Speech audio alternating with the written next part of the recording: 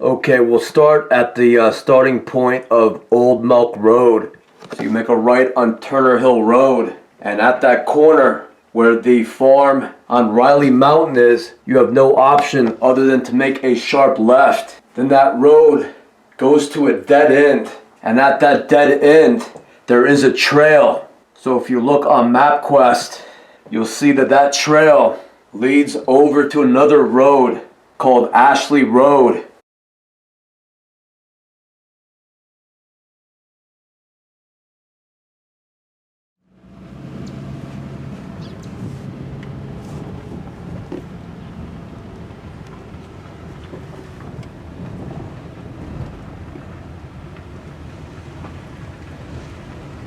So right at the end of Turner Hill Road, you are going to see a house with a sign that says The Cabin on it.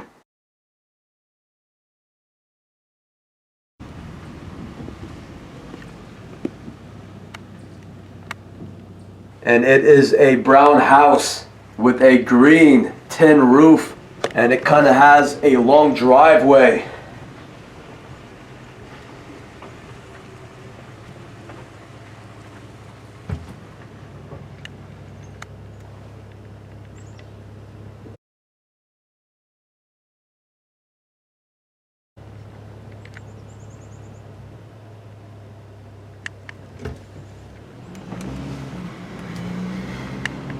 But according to MapQuest, that appears to be a road, a kind of a long road that goes all the way down and connects with Elm Avenue.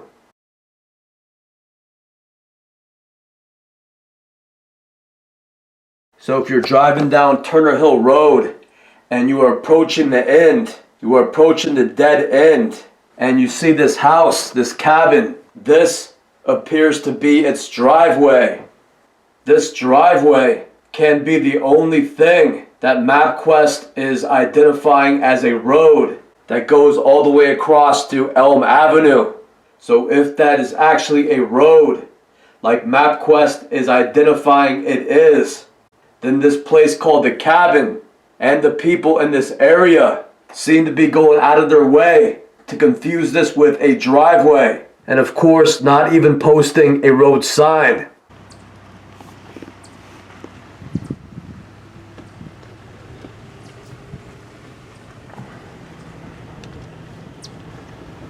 So Turner Hill Road ends with a dead end, and then a trail picks up after that.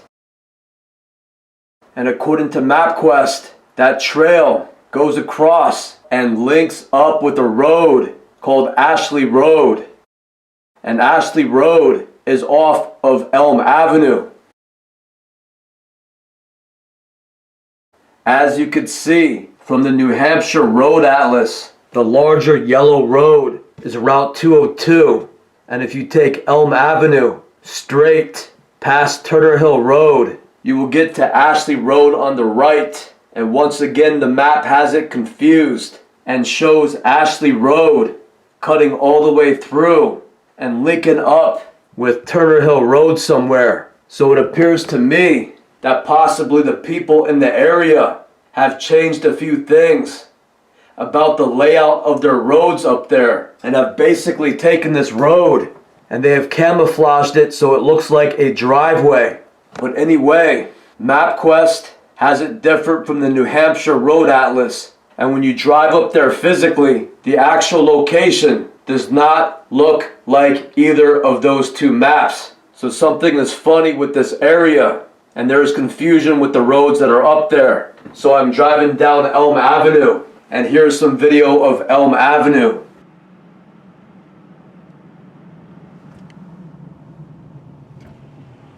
There are a couple of fields, and there are a couple of large barns.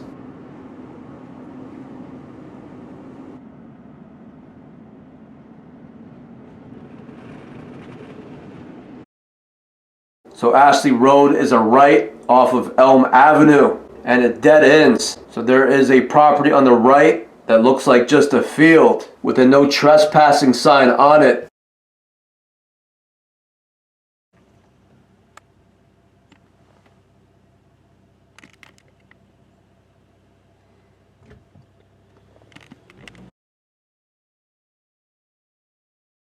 and then straight ahead there is what appears to be that hiking trail. And if I had to guess, I would say that continues up toward the end of Turner Hill Road. So Ashley Road is a very short road, and there was one street off of it, and it did not even have a street sign when I was up there. However, on MapQuest, they have it identified as Green Ridge Road that ends with a cul-de-sac.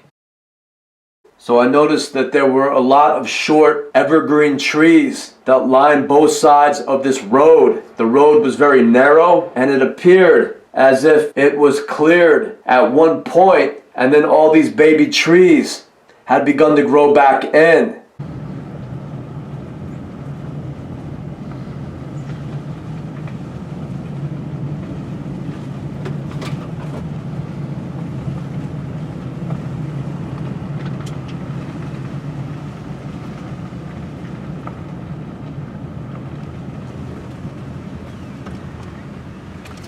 So here is the cul-de-sac, and someone has cleared the land at the end, cutting down many trees and taking them away.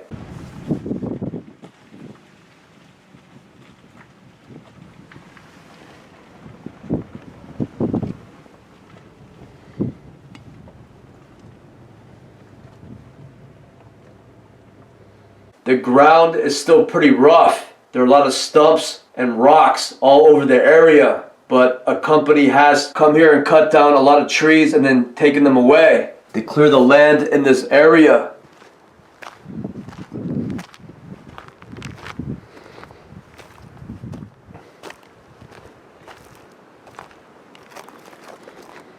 So I saw a little trail at the end of this cul-de-sac. So I walked down it and I saw a foundation to a small house or building. It looked like they started to build something there and then for some reason stopped. So it did not look like it was going to be too big. And on the ground was a rather large sign that said Campbell Pond Preserve. And in the middle is a diagram of Green Ridge Road and all the land around that road divided up into lots. And these lots are anywhere from 3-acre to 10-acre lots. So I looked up all the names on the sign because I did not understand why someone would take a sign like this and then throw it on the ground. But I guess that maybe it had something to do with a company that was in the process of clearing the land around this Green Ridge Road. My guess is that the company built the road and then began to clear the trees around this Green Ridge Road. And they began to attempt to sell the lots. And then, for some reason, development in this area stopped. And then instead of taking the sign away, if they ran into some sort of complication, for some reason, the sign was just thrown on the ground in an unprofessional manner. So before I tell you about all the names I looked up that were advertised on this billboard, I'll just show you video of me walking around this foundation. I found a letter on the ground and it was addressed to our neighbor at 2 Ashley Road. So once again, when I drove onto Ashley Road, I believe that there was 1 or 2 houses on it. This foundation appeared to be in lot 6. I do not know if there's any more foundations in the area at the other lots. So anyway, they started to build something on lot 6, and then for some reason, development stopped in this area. They never finished the structure, and all the trees began to grow back into the area. So I do not know what they were starting to build there, but in my opinion, it does not look too large. So that may have been something like a office. So let's look at the billboard and go over some of the names of the different companies and people associated with those companies that I found on the internet. So the date was April 28th of 2020. So first, I looked up Campbell Pond Preserve and nothing came up. The only thing that came up was information about Campbell Pond, the actual pond. And underneath that, I cannot find any information on CATCO development or CATCO. in New Hampshire. Coldwell Banker is a well-known real estate company, and they have a website on the internet that lists quite a few different properties for sale. So my attention then went to Jane Williams. So looking up Jane Williams, I found a website with her name, her photograph, and it stated that she was a broker with Manning Williams Agency, and the phone numbers matched up. So here is the Manning Williams real estate website, and they are located in Hillsborough, New Hampshire. And underneath the information for Jane Williams was a company called Granite Settlement Services, LLC.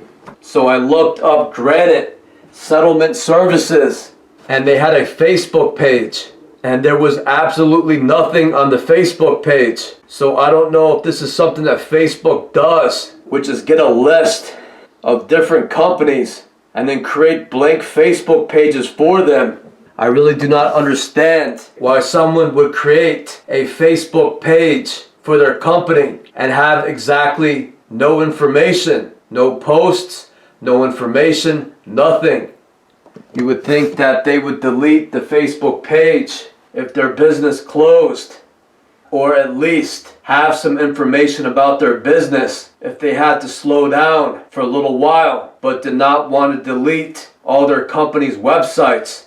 So then on Manta.com, there was some basic information about Granite Settlement Service, LLC, and it listed the address as 187 Gonick Road, 2B, Rochester, New Hampshire, and then had a phone number. So they had a tiny bit of information on that website, and that included the name of their president, and his name was Richard Boyer.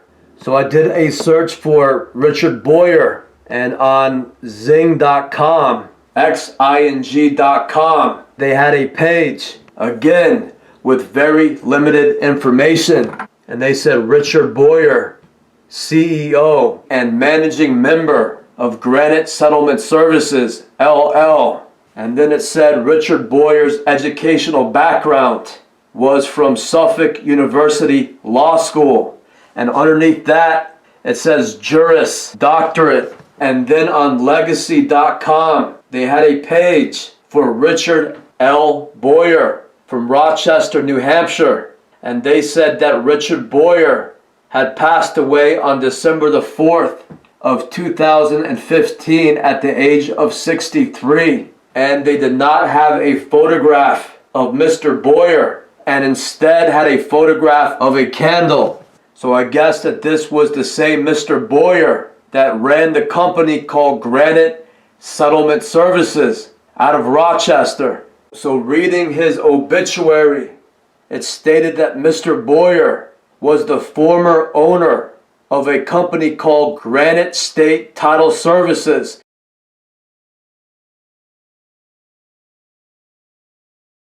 And of course, that is a different company from Granite Settlement Services.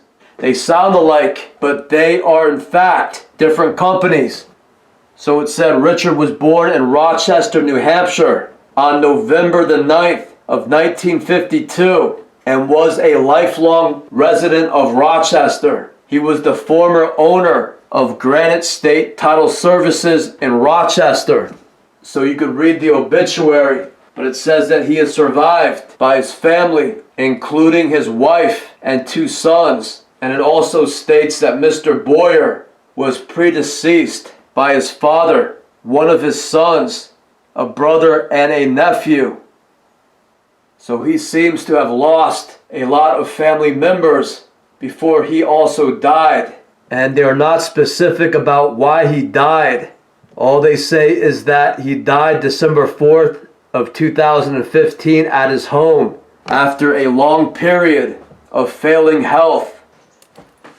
So I looked up the company called Granite State Title Services to find some information about this company that he used to own, possibly before he started this one called Granite Settlement Services. So I looked up and saw that his old company, GSTS, it is now owned by a group of lawyers. On their website it says this is the Granite State Title Services team, and these people are Timothy Britton, Tinley Callaghan, and Philip M. Hastings. So on their website they have write-ups about these lawyers, where they went to school, where they practice, some basic information. So Timothy Britton does not have a position for GSTS. They do mention that he is a lawyer. Then for Tinley Callaghan, they state that she is the managing director at GSTS. And last, they have Philip M. Hastings listed as the principal at GSTS. So Philip M. Hastings is also the president of a law firm.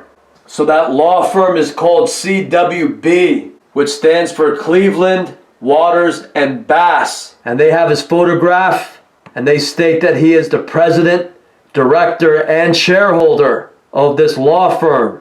And that is his photograph at the CWB website. So if you look at the logos, even the company logos look alike for CWB and GSTS. The font is slightly different, but besides that, the logos are very much the same. So I'm sure that was done on purpose. Once this team of lawyers acquired the Granite State Title Services, or whoever now officially owns the GSTS Corporation that used to belong to Richard Boyer.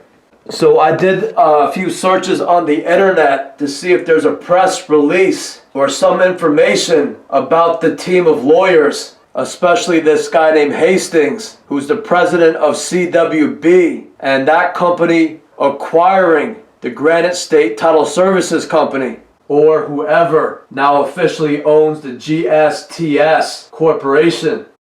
And all the information they had was on the CWB website, and it said Concord, New Hampshire, September 1st, 2014. CWB today announces the expansion of its title company, Granite State Title Services.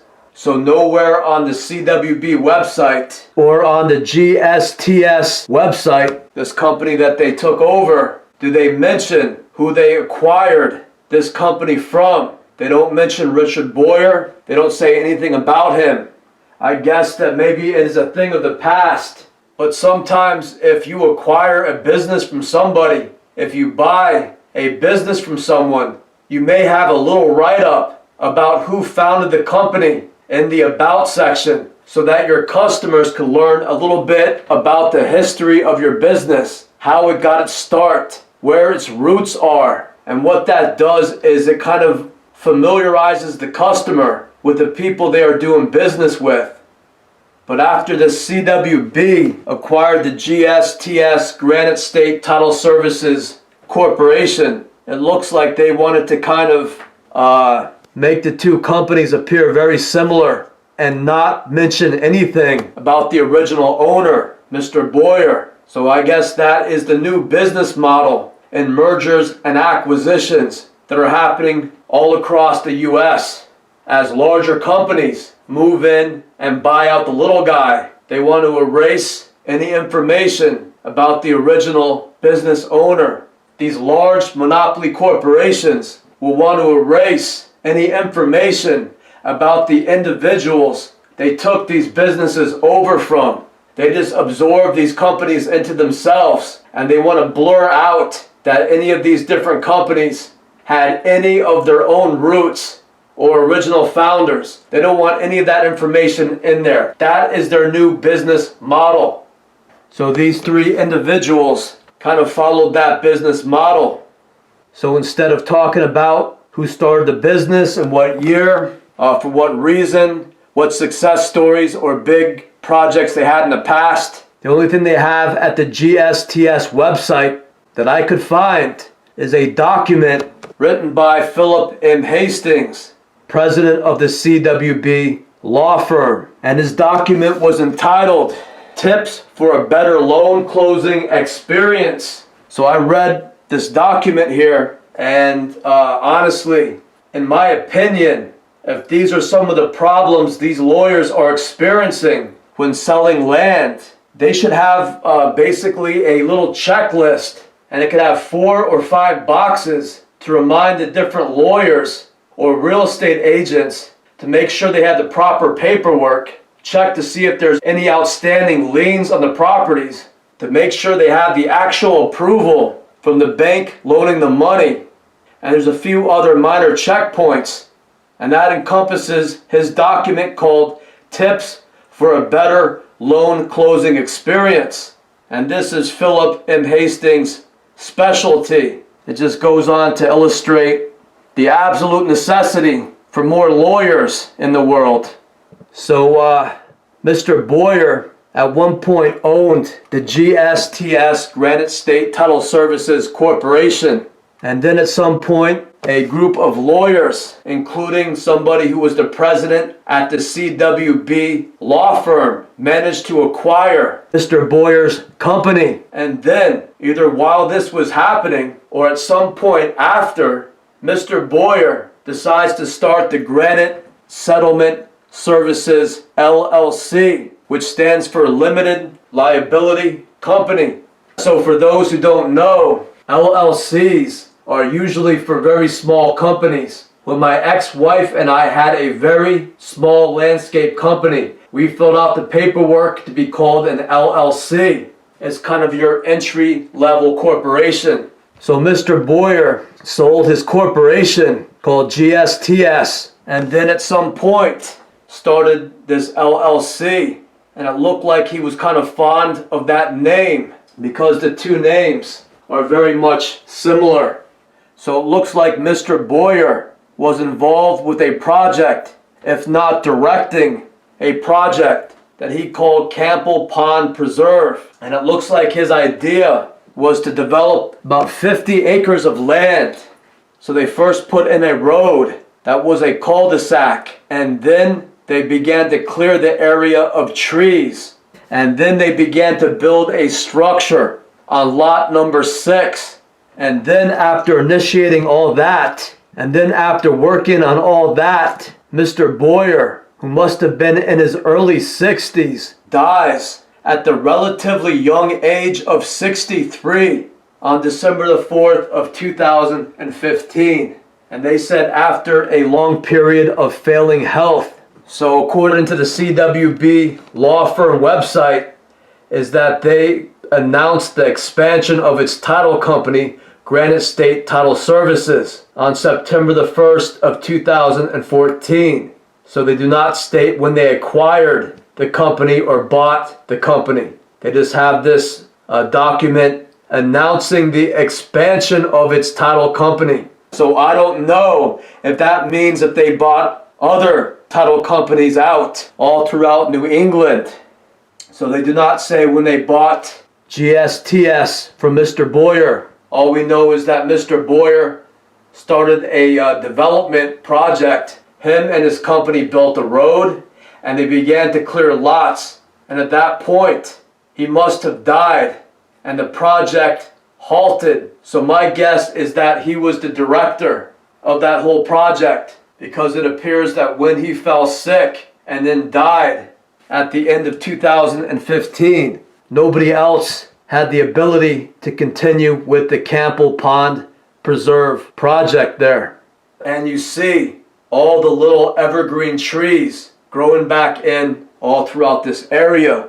So I don't know if you could take a look at those trees and figure out how old those trees are. But the date of the video was April of 2020. So if those new trees look about 5 or 6 years old, it looks like they started to grow in around the time when Mr. Boyer died. So I do not know why he would want to sell his corporation, the GSTS Corporation, to then continue working as an LLC, a limited liability company. Who knows why he wanted to sell out, or why his business was taken over by the CWB law firm, or whoever now officially owns the GSTS Corporation.